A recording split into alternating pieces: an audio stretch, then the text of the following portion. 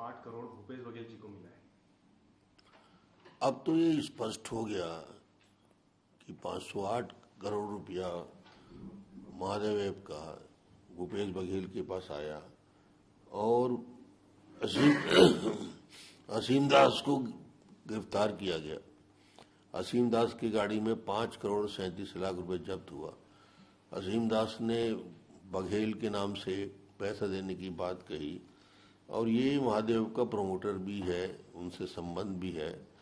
अब समझ में आ रहा है कि भूपेश बघेल ईडी से इतना डरता क्यों है, रोज सवेरे शाम ईडी का नाम क्यों लेता है। अब ये साफ हो गया कि 508 करोड़ ईडी ने जब अपने शासकीय विज्ञप्ति में कहा कि 508 करोड़ रुपया की लेन देन हुआ है, तो इसका मतलब ये हो गया कि छत्तीसगढ़ का मुख्यमंत्री अब जुआ सट्टा महादेव ऐप वालों से भी पैसा लिया है।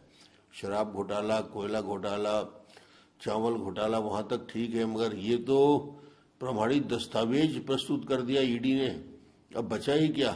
किसी राज्य के मुख्यमंत्री के लिए इससे ज्यादा शर्मनाक बात और क्या हो सकती है कि प्रमाण के सहित दस्तावेज में 508 करोड़ लेना बताया गया है और असीम दास की गिरफ्तारी होती है, 5 करोड़ 7 लाख रुपए उसके जब्त होते हैं, वो नाम बताता है और वहां तक पहुंच होती है।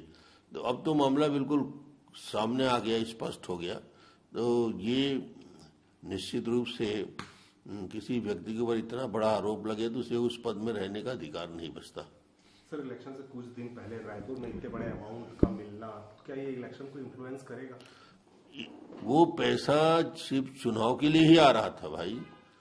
महादेव ऐप के प्रमोटर जो पैसा भेज रहे थे भूपेश जी को, वो इलेक्शन को प्रभावित करने के लिए ही 508 करोड़ दिया गया। ये तो न जाने कितने अकूत धन तैयार किया है, इसलिए बोलता मैं मुझे कोई चुनाव नहीं हरा सकता। इतना पैसा इकट्ठा कर लिया है इधर उधर से। ये 508 करोड़ तो एक महादेव ऐप है, ना जाने कितने जगह से, इसलिए उसको आत्मविश्वास रहता है कि मैं चुनाव जीत जाऊंगा, मगर भ्रष्टाचार करने वालों की हार होती है।